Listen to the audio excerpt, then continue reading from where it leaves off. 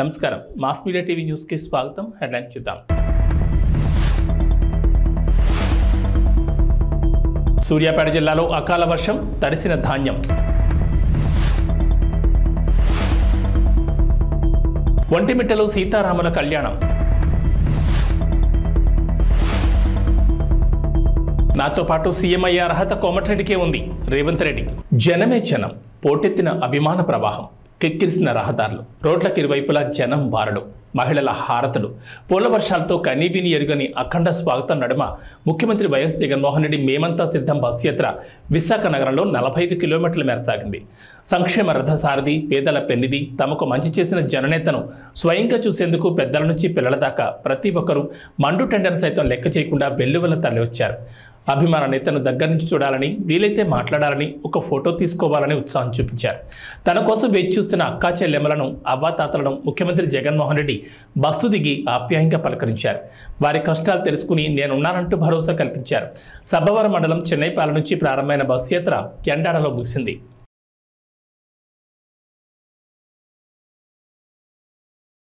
రెండు 2024 సార్వత్రిక ఎన్నికలకు సమయం దగ్గర పడుతున్న నేపథ్యంలో ఏపీలో రాజకీయాలు రోజు రోజుకి వేడెక్కుతున్నాయి.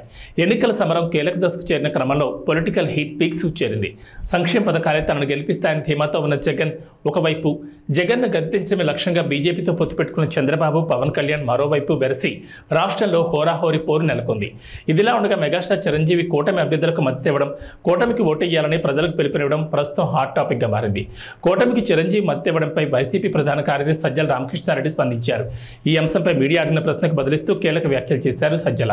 చిరంజీవి మద్దతు ఇవ్వడం తమ పార్టీకి మంచిదని, జగన్ వ్యతిరేక శక్తులన్నీ ఒకటయ్యాయని ఇప్పుడు ఒక క్లారిటీ వచ్చిందని అన్నారు. పవన్ కళ్యాణ్ రాజకీయాల్లో ఎందుకున్నారో ఆయనకే తెలియదని, ఆయన పరిపక్వత లేని వ్యాఖ్యలు చేయడంలో వింతేమీ లేదని అన్నారు. జగన్ను నేరుగా ఎదుర్కోలేకనే కూటమి కుట్రలకు పాల్పడుతోందని అన్నారు సజ్జల. ఎన్ఆర్ఐ యుఎస్ఏ స్పెసిఫిక్గా యుఎస్ విభాగానికి చెందిన ఎన్ఆర్ఐ మిత్రులు 13 వెహికల్స్కు, ప్రచార రథాలకు స్పాన్సర్ చేస్తూ మొత్తం తయారు చేయించారు. వాటిని ఇప్పుడే జెండా ఊపి ప్రారంభించి నియోజకవర్గాలకు పంపారు. ఇది పూర్తిగా ఎవరూ అడిగింది కాదు. స్వచ్ఛందంగా జగన్మోహన్ రెడ్డి గారి అభిమానులు, వైఎస్ఆర్ కాంగ్రెస్ పార్టీ అభిమానులు యుఎస్లో ఉన్నవారు వాళ్ళంతటా వాళ్లే ఈ 5 ఏళ్లుగా జరిగిన సంక్షేమ అభివృద్ధి ఏదైతే ఉందో, జగన్మోహన్ రెడ్డి గారి పాలన ఏ రకంగా అయితే రాజన్న రాజ్యం అంటే రామరాజ్యం అని తీసుకొచ్చిందో, అది మరో 5 ఏళ్ళు కావాలని ప్రజలందరూ ఆకాంక్షిస్తున్నారు. ఎక్కడికెక్కడ స్వచ్ఛందంగా ముందుకు వస్తున్నారు. ఇందులో మా వంతు మేము కూడా పాల్గొనాలి అని వాళ్ళంతటా వాళ్ళు ముందుకొచ్చి మేము ఇలా పెట్టుకోవాలనుకుంటున్నాం, దానికి సంబంధించి ఏమైనా కోఆర్డినేట్ చేయమంటే మన చల్లామధు ఆయన టీం అందరూ కూడా దీంట్లో యాక్టివ్ క్రియాశీలకంగా వ్యవహరించి ఈ వెహికల్స్ అన్నిటికీ అవసరమైన బ్రాండింగ్ చేయించి, అలాగే ఎలక్షన్ కమిషన్ అనుమతులు అవన్నీ తీసుకొని వచ్చి ఈరోజు ఇక్కడ పెట్టారు. వాటిని ఇప్పుడే జెండా ఊపి ప్రారంభించాము. ఇది నిజంగా సంతోషించదగ్గ విషయం. ఎవరికి వాళ్ళు ఇది మా ఇంట్లో పెళ్ళినట్టు, ఎవరికి వాళ్ళు ఇది మా విజయం, జగనన్న విజయం అంటే మా విజయం అని అనుకొని ఎక్కడెక్కడ ఉన్న వాళ్ళందరూ కూడా వాళ్ళంతా వాళ్ళే ముందుకు రావడం అనేది చాలా సంతోషించదగ్గ విషయం. అండ్ ఎలా పార్టీ ఓ ప్రభంజనంలాగా వైఎస్ఆర్ కాంగ్రెస్ పార్టీ ఎలా విజయం సాధించబోతోంది, ప్రజల గుండెల్లో ఎట్లయితే స్థానం సంపాదించుకుందో, అలాగే విదేశాల్లో ఉన్న అభిమానులు కూడా మా అన్న వల్ల రాష్ట్రం బాగుపడుతుంది, మా జగనన్న వల్ల అని ఎంత గర్వంగా ఫీల్ అవుతున్నారు అన్నదంతా ఈరోజు వాళ్ళ ఈ క్రియాశీలకంగా ప్రోయాక్టివ్గా వాళ్ళు తీసుకున్న దీంట్లో రిఫ్లెక్ట్ అవుతుంది.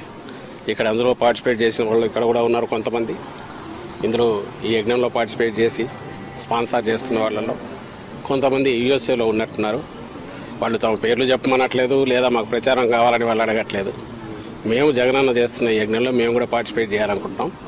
ఈ విజయంలో మా వంతు మేము కృషి చేసినట్టు ఉండాలి, ఇంకా ఎక్కడన్నా ఉంటే చెప్పండి అని కూడా వస్తున్నారు. వాళ్ళందరికీ నా అభినందనలు. అలాగే గత వారం రోజులుగా రెయిన్బోలు పనిచేసి వీటన్నిటిని రెడీ చేసుకున్న ఇక్కడ పార్టీ కార్యకర్తలకు, అలాగే ఇక్కడ ఉన్న సభ్యులందరికీ కూడా నేను అభినందనలు తెలియజేస్తున్నా. చాలా ఉత్సాహంగా ఉంది మాకు. ఎందుకంటే చెప్తున్నా కదా, వచ్చే ఎన్నికలు 20 రోజుల్లో పూర్తి అయితే ఆ తర్వాత మరోసారి జగన్మోహన్ రెడ్డి గారు ఇంతకంటే ఇప్పటికంటే ఇంకా ఎక్కువ మెజారిటీతో ప్రభుత్వం స్థాపించబోతున్నారు, ప్రమాణ స్వీకారం కూడా చేయబోతున్నారు అనే ఊపు ఇప్పటి నుంచే కనపడుతుంది. ఈరోజు అభ్యర్థులు అడగలేదు, పార్టీ అడగకుండా వీళ్ళ ముందుకు వచ్చి చేయడంలో అది ఎక్స్ప్రెస్ అవుతుందని చెప్తూ మరోసారి అందరికీ అభినందనలు తెలియజేస్తున్నాను. ముఖ్యంగా వీటిని స్పాన్సర్ చేసిన యుఎస్ఏలో ఉన్న ఎన్ఆర్ఐ మిత్రులందరికీ కూడా అభినందనలు అండ్ కృతజ్ఞతలు కూడా తెలియజేస్తున్నాను. Thank you. సీఎం గారు దాడి ఘటన మీద ఈరోజు దుర్గారావు టీడీపీ సానుభూతిని అరెస్ట్ చేశారు. మీరు మొదటి నుంచి ప్లాన్డ్ అటాక్ అని మీరు మొదటి నుంచి చెప్తున్నారు, ఈరోజు వాళ్ళని అరెస్ట్ చేశారు. ప్రీ ప్లాన్డ్ అటాకే. ఇప్పుడు ప్రీ ప్లాన్డ్ అటాక్ అనేదానికి రీజన్ కూడా చెప్పాము. ఎందుకు చెప్పామంటే జరిగిన పద్ధతి కానీ ఆ ఫోర్స్ ఎంత ఫోర్స్ఫుల్గా వచ్చింది అనేది కానీ అది ఇద్దరికి తగిలి కూడా అంతే ఫోర్స్ఫుల్గా తగలడం అంటే ఇట్ ఈజ్ నాట్ ఎవరో ఆకతాయి చేసిందో ఊరక గాల్లోకి విసిరిందో ఇచ్చేసిందా కాదనేది అక్కడ క్లియర్గా అర్థమవుతుంది. గురి పెట్టి కొట్టారు, అదృష్టవశాత్తు తప్పింది, మా అదృష్టవశాత్తు అది తప్పింది. అక్కడికి ఈయనకు తగిలి రెండవది వెల్లంపల్లి శ్రీనివాస్ కూడా తగిలింది. ఆయన కన్నుకు తగిలింది నేరుగా. ఆయనకే అంత ఫోర్స్ఫుల్గా తగిలింది అంటే జగన్మోహన్ రెడ్డి గారికి ఇంకా ఎంత గట్టిగా తగిలి ఉంటుంది. అది కొంచెం కింద అయితే ఏమయ్యేది, ఇది మేము ఎక్స్ప్రెస్ చేసింది. మేము ఎక్స్ప్రెస్ చేయడానికి ఒక సాలిడ్ రీజన్ ఉంది.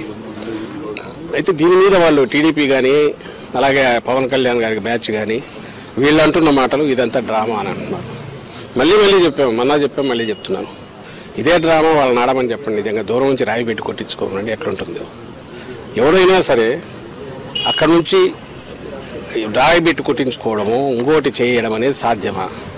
సెకండ్ థింగ్, ఆ కాన్స్టిట్యున్సీకి సంబంధించిన బోండావమో ఎవరో టార్గెట్గా మూవ్ అవుతున్నారు, ఆయన ఇరికించాలని చూస్తున్నారు అంటారు. ఇరికించాలని చూడడం ఇది. రేపు ఎవడైనా సరే హత్య చేసిన వాడైనా నన్ను హత్య దీంట్లో ఇరికించాలనుకుంటున్నారంటే ఎట్లా కుదురుతుంది? మేము there is a reason, valid reason to doubt. దాని మీద ఇన్వెస్టిగేషన్లో తేలినప్పుడు దీని వెనక ఏదైనా కుట్ర ఉంది, కొట్టినవాడు ఎవరు, దాని వెనక కుట్ర ఉంది. ఆ కుట్ర ఉంది నేను ఎందుకు అనుకుంటున్నామంటే అంత సాహసం ముఖ్యమంత్రి గారి మీద గురిపెట్టి ఒక వెపన్తోనో ఇంకో రకంగానో లేదా గట్టిగా తగిలే రకంగా సాహసం ఎవరు చేయగలరు? వెనక ఎవరెవరన్నా ఉండాలి, లేదా వెనక వాళ్ళు రెచ్చగొట్టిన దానివల్ల రెచ్చిపోయినా ఉండాలి. ఇందులో ఎంతవరకు ఆ వెనక ఉన్న వాళ్ళ పాత్ర ఉందనేది కూడా ఇన్వెస్టిగేషన్తో దాని ప్రకారం మూవ్ అవుతారు. ఇందులో ఒక నిరికించేది ఏమి ఉండదు. వాళ్ళు చేసి ఉంటే దొరుకుతారు, దొరికితే చట్టం పని తను చేసుకుపోతుంది, లేదు అనుకుంటే అక్కడికి ఆగుతుంది. కానీ ఒకటి ఖాయంగా కనపడేది ఏంటంటే ఇది ఒక పథకం ప్రకారం జరిగింది అనేది మేము ఏదన్నామో అది రుజువు అవుతుంది. అలా అనడానికి కూడా వ్యాలిడ్ రీజన్ మననే చెప్పాం. అలాగే మళ్ళీ చెప్తున్నాం, ఒకవేళ ఇది ఎవరైనా డ్రామాలు అనుకుంటే ఆ రోజు కత్తితో 19లో జరిగిందైనా ఈరోజు రాయితో తగిలిందైనా ఆ డ్రామా ఏదో వాళ్ళని ఎనాక్ట్ చేసి చూపమంటున్నాం. ఒకవేళ వాళ్లకు కావాలంటే దూరం నుంచి ఒకటి వేయించుకొని రాయి ఎక్కడ తగులుతుందో ఆ సాహసం చేయమనండి. తలకాయ ఉండేవాడు ఎవడైనా డ్రామాలు వేసేవాడు అర్థం చేయించుకుంటాడా? ఏమన్నా దానికి వాళ్ళే ఆన్సర్ ఇవ్వాలి. ఈరోజు కూడా అదే మాట్లాడుతున్నారు. వాళ్ళంతటా వాళ్ళే 2 స్టోరీలు రాస్తున్నారు. వాళ్ళంతటా వాళ్ళే మేము ముందే చెప్పినట్టుగా ఇరికించాలని చూస్తున్నారని. అది అతని రోల్ ఉంటుంది కాబట్టి దాంట్లో బయటకు వస్తుంది. రోల్ ఎందుకు ఉంటుందంటే వాళ్ళు పవర్ఫుల్, వాళ్ళ పాపకం లేని కింద ఇంకోడెవడో ఆ పని చేయలేడు కాబట్టి. సో మా స్టాండ్ అదే ఉంది, అదే రుజువు అవుతుంది ఈరోజు. అది బోండా ఉమా, లేదంటే ఆయనకంటే పై వాళ్ళు ఉన్నారా, లేదంటే ఆయన కింద వాళ్ళు ఆయన ఆశీస్సులతో చేయించారా, ఎవరు ఉందనేది ఇన్వెస్టిగేషన్లో తేలాలి. మేము చెప్పగలిగింది ఆ incident pre planned, pre meditated attack అనడానికి కావాల్సిన ఆధారాలు ఉన్నాయి. అది ప్రీ ప్లాన్డా ప్రీ మెడిటేటెడ్ అనే ఆధారాలు ఉన్నప్పుడు దానికి తగిన మోటివ్ ఎవరుకుంటుంది అనుకున్నప్పుడు పలానా వాళ్ళు ఉండొచ్చు అని భావించినాము. వాళ్ళు కాక ఇంకోరు ఎవరైనా ఉండొచ్చా, అంతకంటే చంద్రబాబు నాయుడు కంటే ఇంకా పైన ఎవరైనా ఉన్నారా, లేదంటే చంద్రబాబు నాయుడు కంటే కింద వాళ్ళు అనుకున్నారా, ఇవన్నీ ఇన్వెస్టిగేషన్లో తేలాల్సినవి. ఏం జరిగింది దాడి, అది హత్యాయత్నం. దానికి సంబంధించి ఎవరు బాధ్యులో వాళ్ళు పట్టుకునే ప్రయత్నం చేస్తే బాగుంటుందని కంప్లైంట్ ఇచ్చారు, వాళ్ళు ప్రయత్నం చేస్తున్నారు. ఇప్పుడు అక్కడ ఎవరెవరో బయటకు వచ్చి ప్రతి ఒక్కరిని మీరు ఇరికించాలని చూస్తున్నారంటే అది సాధ్యమే. ఎవరైనా తప్పు చేసినాడు నన్ను ఇరికించాలని చూస్తున్నారంటే ఎంత దాంట్లో రేషనల్ ఉంటుందో, హేతుబద్ధత ఉంటుందో, దీనికి అంతే ఉంటుంది. ఏమున్నాయి, మోడల్ కోడ్ అప్లై అవుతుంది అన్నారు. సో ఆ మోడల్ కోడ్ ప్రకారం ఏది అప్లై అయితే అది అవుతుంది, అంతే కదా. మంత్రులకు ఏది అప్లై అయితే క్యాబినెట్ ర్యాంక్ ఉన్న వాళ్ళకు అదే. సూర్యాపేట జిల్లా పాలకవీడి మండలం శూన్యపహాడ్ ఐకేపీ కేంద్రంలో దొడ్డు ధాన్యాన్ని కొనుగోలు చేయాలని రైతులు ధర్నా చేపట్టారు. 5 రోజుల నుంచి కొనుగోలు కేంద్రాల వద్దకు లారీలు రాకపోవడంతో వర్షం దెబ్బకు ధాన్యం తడిసిపోతున్నాయని కర్షకులు ఆవేదన వ్యక్తం చేస్తున్నారు. బస్తాకి అడుగు భాగాన ఉన్న ధాన్యం మొలకలొస్తున్నాయని ఆందోళన చెందుతున్నారు. అధికారులు స్పందించి త్వరితగతిన మిల్లులకు తరలించాలని కోరుతున్నారు. నల్గొండ జిల్లాలో పలు ఐకేపీ కొనుగోలు కేంద్రాల వద్ద ధాన్యాన్ని మిల్లులకు తరలించాలంటే లారీ డ్రైవర్లు బస్తాకు ₹2 చొప్పున డబ్బులు డిమాండ్ చేస్తున్నారని రైతన్నలు ఆరోపిస్తున్నారు. కొన్ని చోట్ల ఈదురుగాలుల ప్రభావానికి ధాన్యం రాసులపై కప్పిన పట్టాలు సైతం కొట్టుకుపోవడంతో ధాన్యం తడిసి మొలకలొస్తున్నాయి. పండించిన పంటను మార్కెట్లో విక్రయించాలంటే అన్నదాతకు సవాల్గా మారింది.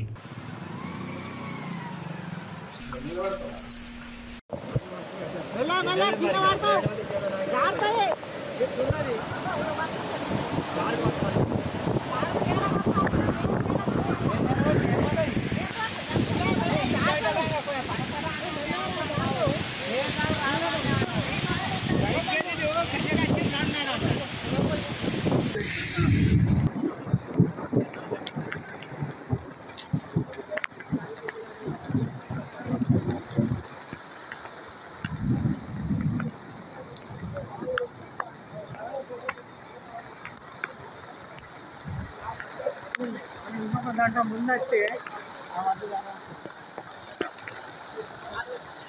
42 ఇది 60 రూపాయలు తడిసిన వాటిని ఇట్లా తీసుకోపోని చెప్పు. ఇట్లా తీసుకోపోవాలి, తీసుకోపోతేనే కరెక్ట్. లేకపోతే మేము మళ్ళీ మా ఎట్లా వచ్చినా ఒక పట్ల పోయాలి. మాకు గవర్నమెంట్ ఎవరితో అనుమతి తడపడి మేము కాబట్టి ఎవరు రాక ఈ బట్టలు నడిచి రైతులు మరి కటింగ్ పెట్టాలి. మొత్తం బత్తలాన్ని కలిసినాయి. దీన్ని అట్లనే చెప్పి వారు డిమాండ్ చేస్తా ఉన్నారు. రైతులు కూడా మరి దాన్ని మళ్ళీ తీసి మళ్ళీ పోయాలంటే చాలా ఇబ్బంది అవుతుంది రైతులకు. ఇప్పుడు నైట్ వచ్చిందంటే బండి వచ్చిందంటే బండి లేచిపో.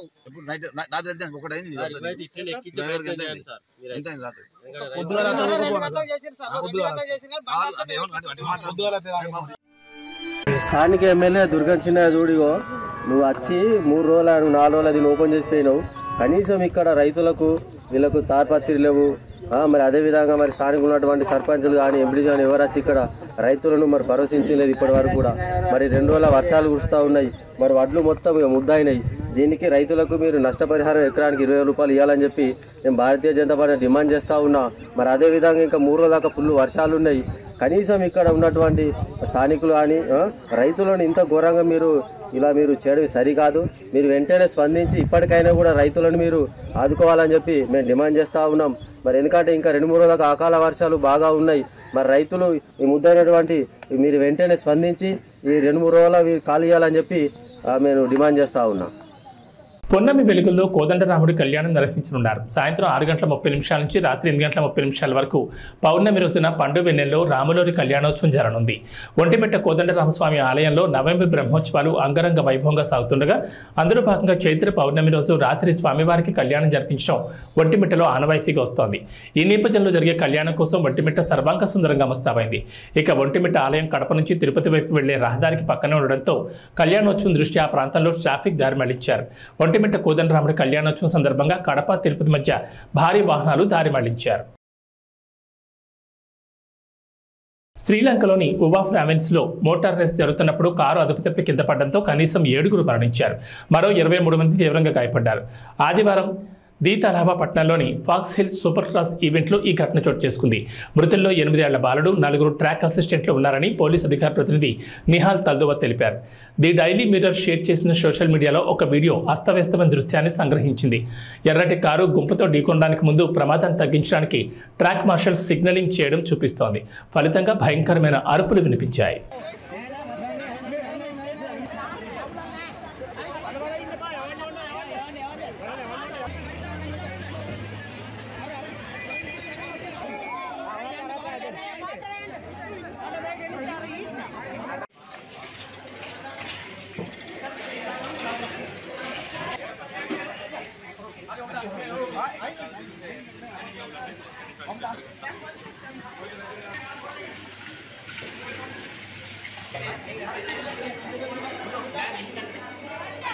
కేరళలో మరోసారి బర్డ్ ఫ్లూ కేసులు నమోదు కావడం కలకలం రేపుతోంది. కేరళలోని అళ్ళాపుర జిల్లాలో బర్డ్ ఫ్లూ వ్యాప్తి చెందినట్లు అధికారులు గుర్తించారు. 2 గ్రామాల్లో బర్డ్ ఫ్లూ లక్షణాలతో ఉన్న బాతుల నమూనాలను పరీక్షల నిమిత్తం భోపాల్లోని ల్యాబ్కు పంపగా వ్యాధి నిర్ధారణైంది. శాంపిల్స్లో ఏవియన్ ఇన్ఫ్లుయెంజా ఉందని నిర్ధారించారు. దీంతో అప్రమత్తమైన జిల్లాధికారులు ఆయా గ్రామాల్లోని 2 లక్షల కోళ్లు బాతులను చంపి పూడ్చిపెట్టారు. కేరళలో బర్డ్ ఫ్లూ వ్యాప్తి చెందడంతో అలర్ట్ అయింది తమిళనాడు ప్రభుత్వం. కేరళ సరిహద్దుల్లోని చెక్పోస్టుల వద్ద నిఘా పెంచింది. తమిళనాడు కేరళ సరిహద్దుల్లో విస్తృత తనిఖీలు చేపట్టారు అధికారులు. ఉండవల్లిలో నివాసంలో పార్లమెంటు శాసనసభకు పోటీ చేసే అభ్యర్థులకు చంద్రబాబులు బీఫారాలు అందజేశారు. అనంతరం అభ్యర్థులతో ప్రతిజ్ఞ చేయించారు. బీఫామ్లు తీసుకున్న ప్రతి ఒక్కరూ గెలిచి చట్టసభలో అడుగుపెట్టాలని స్పష్టం చేశారు. ప్రజలు కార్యకర్తల అభిష్టం మేరకే అభ్యర్థులు ఎంపిక జరిగిందన్నారు. రాక్షసులతో యుద్ధం చేస్తున్నదన్న ప్రతి ఒక్కరూ సంకల్పంతో ముందుకెళ్లాలని తెలుగుదేశం అధినేత చంద్రబాబు అభ్యర్థులకు దిశానిర్దేశం చేశారు. రాష్ట్రానికి జగన్మోహన్ రెడ్డి ఏం చేశాడో చెప్పుకోలేక డ్రామాలు తెరతీస్తున్నారని విమర్శించారు. పెన్షన్ల విషయంలో జగన్ చేసిన కుట్రలు, ఆడిన గులకరాయి డ్రామాను ప్రజలు చీకొట్టారని దుయ్యబట్టారు.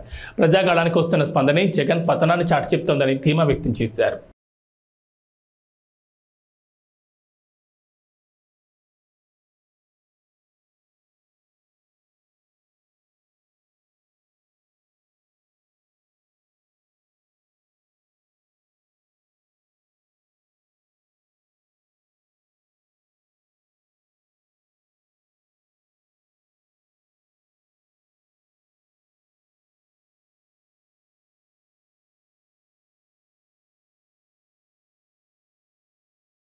ప్రపంచం తలకిందులైన రుణమాఫీని ఆపబోమని ఆగస్టు 15 లోపు రైతులకు రుణమాఫీ చేసి తీరతామని ముఖ్యమంత్రి రేవంత్ రెడ్డి హామీ ఇచ్చారు. రుణమాఫీ పూర్తి చేసి ప్రజల రుణం తీర్చుకుంటామన్నారు. భువనగిరిలో చామల కిరణ్ కుమార్ రెడ్డికి మద్దతుగా రోడ్ షోలో కోమటిరెడ్డి సోదరులతో కలిసి పాల్గొన్న రేవంత్ రెడ్డి తర్వాత జరిగిన బహిరంగ సభలో భారత భాజపాలపై విమర్శలు గుప్పించారు. మోదీ దెబ్బకు దేశంలో ప్రజాస్వామ్య వ్యవస్థలన్నీ కుప్పకూలుతున్నాయన్న సీఎం దానికి భారత మద్దతు పలుకుతుందని మండిపడ్డారు. మోదీ వ్యవస్థలను చెరబెట్టి విపక్షాలను బెదిరించేందుకు వాడుకుంటున్నారని రేవంత్ విమర్శించారు. 4 రోజులకే కాంగ్రెస్ను గద్దెదించాలని కేసీఆర్ అంటున్నారని, 10 ఏళ్లుగా తెలంగాణకు అన్యాయం చేస్తున్న మోదీని గద్దెదించాలని ఎందుకు అన్నారు లేదని ప్రశ్నించారు. రైతులకు కాంగ్రెస్ ప్రభుత్వం అండగా ఉంటుందని రేవంత్ భరోసా ఇచ్చారు. సభలో తన తర్వాత ముఖ్యమంత్రి అయ్యే అర్హత కోమటిరెడ్డి వెంకటరెడ్డికే ఉందని రేవంత్ రెడ్డి కీలక వ్యాఖ్యలు చేశారు. మిత్రులారా, మీరు ఒక్క 10 నిమిషాలు నిశ్శబ్దంగా సావధానంగా వింటే మనం చాలా విషయాలు మాట్లాడుకోవాల్సిన అవసరం ఉంది. మన భువనగిరి, మన నల్గొండ జిల్లా భవిష్యత్తు ప్రణాళికలను మనం మాట్లాడుకునే నిర్ణయం తీసుకోవాల్సిన అవసరం ఉన్నది. మిత్రులారా, 15 నిమిషాలు సావధానంగా వినాల్సిందిగా మిత్రులను కోరుకుంటూ,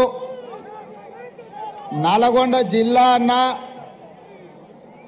భువనగిరి ప్రాంతం అన్నా సర్దారు సర్వాయి పాపన్న గౌడు మొట్టమొదట గుర్తొస్తాడు.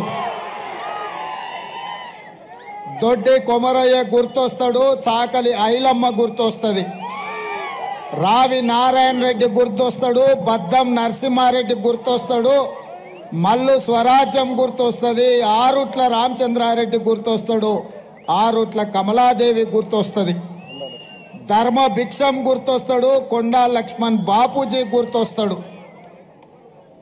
ఆనాడు సోదరిమణి బెల్లి లలిత గుర్తొస్తుంది. భువనగిరి గడ్డ అంటే గుత్పల సంఘం పెట్టిన దొడ్డి కొమరయ్యను ఈ ప్రాంతం ఎప్పటికీ మరవదు. మిత్రులారా, ఇవాళ నేను మీతోని మనసు విప్పి మాట్లాడదలుచుకున్నా. ఈ తెలంగాణ రాష్ట్రం ఆనాడు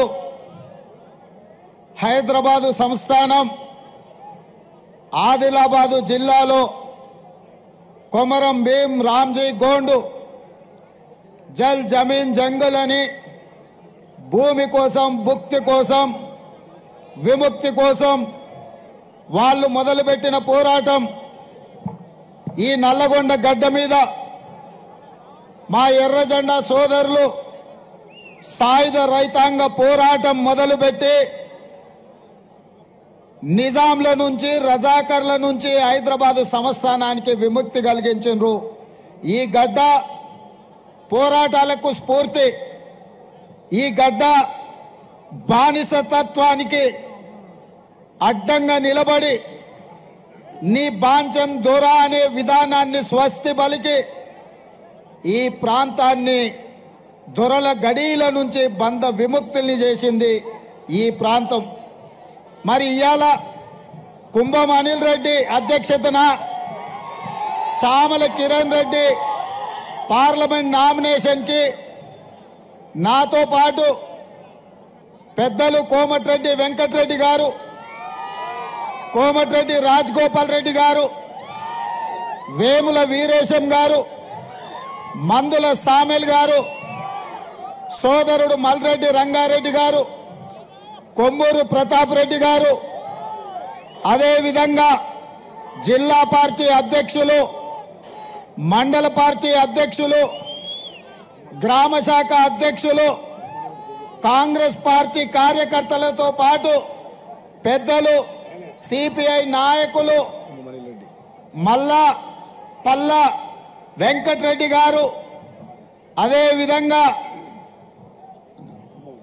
చెప్తాను జర్రాగు, మీ అందరినీ ఉదయం నుంచి ఉత్సాహపరిచి మీలో ఒకటిగా ఉన్న బీర్ల ఐలయ్య గారు, కుంభం అనిల్ రెడ్డి గారు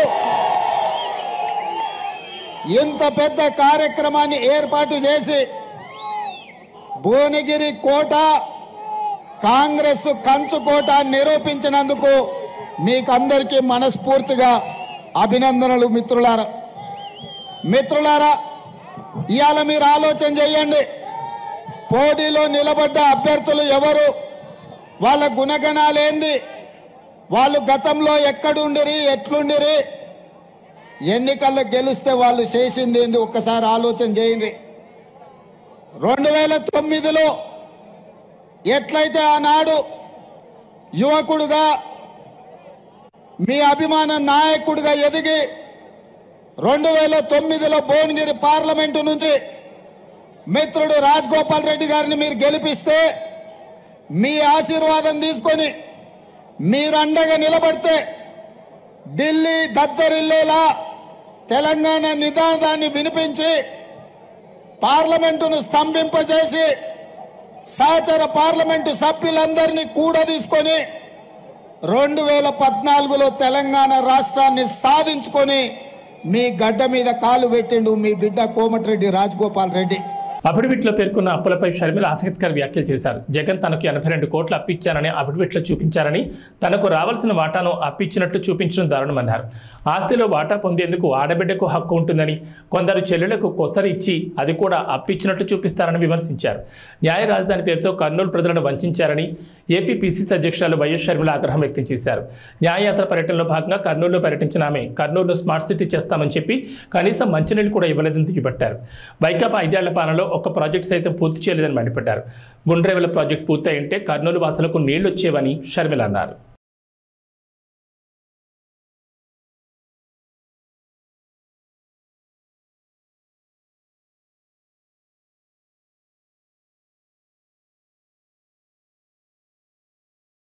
ఆక్వా పరిశ్రమను జగన్ సమూలంగా ముంచారని, కూటమి అధికారంలోకి రాగానే లాభసాటిగా సాగేలా చూస్తామని జనసేన అధినేత పవన్ కళ్యాణ్ హామీ ఇచ్చారు.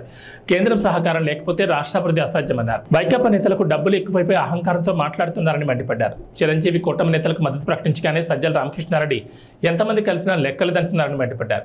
పశ్చిమ గోదావరి జిల్లా నరసాపురంలో వారాహ విజయబేరి బహిరంగ సభలో పవన్ పాల్గొన్నారు. నదులు అనుసంధానం చేసి ఆంధ్రప్రదేశ్లో వలసలు పస్తులు లేకుండా చేయడమే ఎన్డీఏ కూటమి లక్ష్యమని పవన్ కళ్యాణ్ స్పష్టం చేశారు. కేంద్ర మద్దతు లేకుండా ఏపీ అభివృద్ధి సాధ్యం కాదన్నారు. ప్రజల భవిష్యత్తు కోసమే కూటమి నిలబడిందని గుర్తు చేశారు.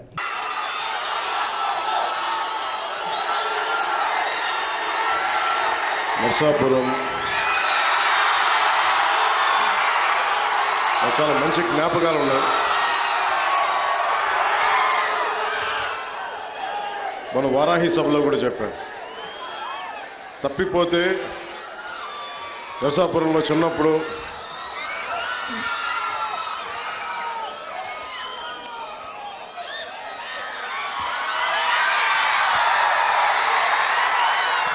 ఒంగోలు నుంచి మొగల్తూరు వెళ్ళడానికి ఇక్కడ బస్ స్టాండ్లో అయితే తప్పిపోయా.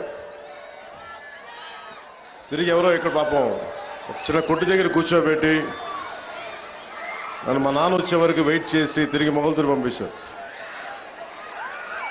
ఎప్పుడు కూడా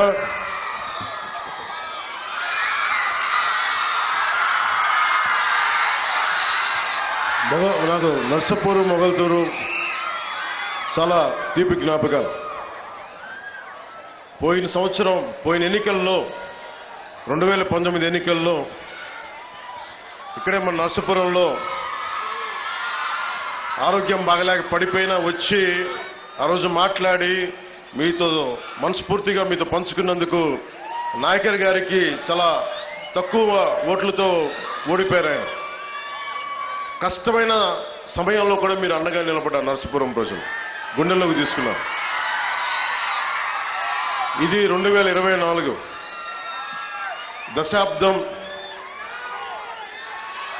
దశాబ్దం కష్టాల మధ్య పెరిగింది పార్టీ, జనసేన పార్టీ.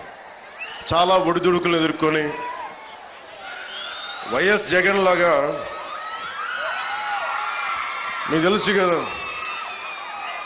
చిన్న ప్రభుత్వ ఉద్యోగాలు చేసుకునే ఉద్యోగ కొడుకుని 2.5-3 ఎకరాలకు ఎంత చిన్న కమతా ఉండేది మొగల్తూరులో. అలాంటి కుటుంబాల నుంచి వచ్చిన వాడిని. నాలాంటి వాడికి గుండాగర్ది, డబ్బు బలుపు, దోపిడీ వ్యవహారాలతోటి ఉండే జగన్ పార్టీతో ఎదుర్కోవాలంటే ఎంత సత్తా కావాలో తెలుసుకోండి. ఒక సగటు మధ్యతరగతి మనిషి నర్సపూర్ లాంటి, నెల్లూరు లాంటి, ఒంగోలు లాంటి చిన్న పట్టణ టౌన్స్లో పెరిగినవాడిని నేను. లండన్లో పెరిగినవాడిని కాదు, న్యూయార్క్లో పెరిగినవాడు కాదు, చాలా నర్సపురం లాంటి చిన్న చిన్న టౌన్స్లో పెరిగినవాడిని నేను. సో నాకు ప్రతి మనిషి కష్టాలు తెలుసు. నాకు నర్సాపురం గురించి చెప్పాలంటే అన్నయ్య మెగాస్టార్ చిరంజీవి గారు వైఎం కాలేజ్లో ఆయన ఎన్సీసీ క్యాడెట్ గా ఉన్నప్పుడు ఆయన రోయింగ్ బోర్డు క్యాప్టెన్, ఆయన ఎన్సీసీ క్యాప్టెన్, ఆయన ఎన్సీసీ క్యాడెట్స్ కాలేజ్ క్యాప్టెన్.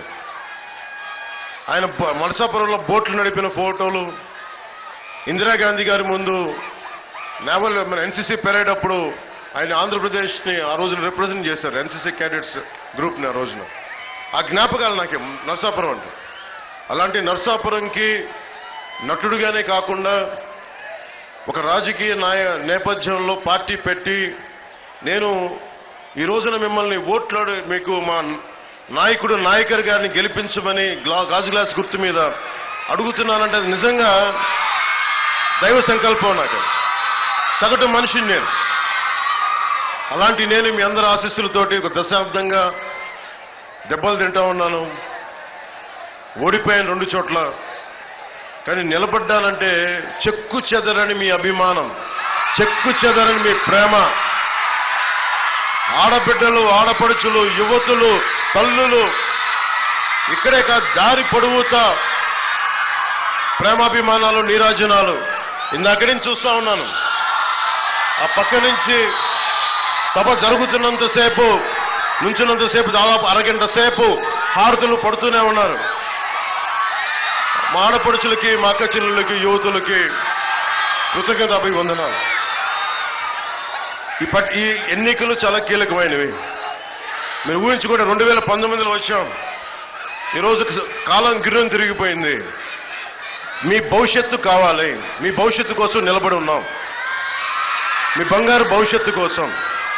నేను చాలా కష్టపడి చాలా పెద్దలందరితో మాట్లాడి ఎన్డీఏ అలయన్స్ని తీసుకురావడానికి కూడా ముఖ్య కారణం మనకి కేంద్రం సపోర్ట్ లేకపోతే ఆంధ్రప్రదేశ్ని అభివృద్ధి చేయలేము. మాకెవ్వరి మీద కేసులు లేవు. జగన్ లాగా నా మీద 32 కేసులు లేవు నా దగ్గర. నేను అడిగితే, రిక్వెస్ట్ చేస్తే ఆంధ్రప్రదేశ్ అభివృద్ధి గురించి మాట్లాడతాను తప్ప ఇంక దేని గురించి మాట్లాడను. అలయన్స్ కూడా అమిత్ షా గారిని, ప్రధానమంత్రి గారిని, మిగతా నడ్డా గారిని, అందరి నాయకులు ఒకటి అడిగాను. 5 కోట్ల మంది ఆంధ్రప్రదేశ్ ప్రజల భవిష్యత్తు మీరు నిలబడాలి. మీరు మమ్మల్ని నమ్ముకొనున్నారు ప్రజలు. మీ ఆశీస్సులు కావాలంటే చాలా పెద్ద మనసుతోటి వచ్చి ఈరోజు నిలబడ్డాను. కాంగ్రెస్ పై చేస్తే చూస్తూ ఊరుకోవడానికి తాను జైపాల్ రెడ్డి జానారెడ్డిని కాదని తమ ప్రభుత్వం జోలికి వస్తే మాడి మసైపోతారని ముఖ్యమంత్రి రేవంత్ రెడ్డి హెచ్చరించారు. డిసెంబర్లో కేసీఆర్ను గద్దెదించామని ఇక మోదీని దించే సమయం వచ్చిందన్నారు. మెదక్లో కాంగ్రెస్ అభ్యర్థి నామినేషన్ ర్యాలీలో పాల్గొన్న సీఎం నియోజకవర్గంలో నాడు ఇందిరాగాంధీ గెలుపు చేసిన అభివృద్ధిని వివరించారు. రుణమాఫీ చేయడమే కాకుండా రైతులకు బోనస్ ఇచ్చి తీరుతామని పునరుద్ఘాటించారు. మెదక్ పట్టణంలో కాంగ్రెస్ పార్టీ అభ్యర్థి నీలం మధు ముదిరాజు నామినేషన్ ప్రక్రియ మెదక్ శాసనసభ్యుడు యువమిత్రుడు రోహిత్ అధ్యక్షతన ఏర్పాటు చేసిన ఈ భారీ బహిరంగ సభలో ముఖ్య అతిథులుగా పెద్దలు మా అన్న దామోదర్ రాజ నరసింహ గారు, మా సోదరిమణి కొండ సురేఖ గారు, మా మిత్రుడు పొంగులేటి శ్రీనివాసరెడ్డి గారు, మీ అందరి అభిమాన నాయకుడు జగ్గారెడ్డి గారు, మా మిత్రుడు నాకు అత్యంత సన్నిహితుడు మైనంపల్లి హనుమంతరావు గారు, దుబ్బాక నుంచి చెరుకు శ్రీనివాసరెడ్డి గారు. బులెటిన్ విశేషాలు. నమస్కారం.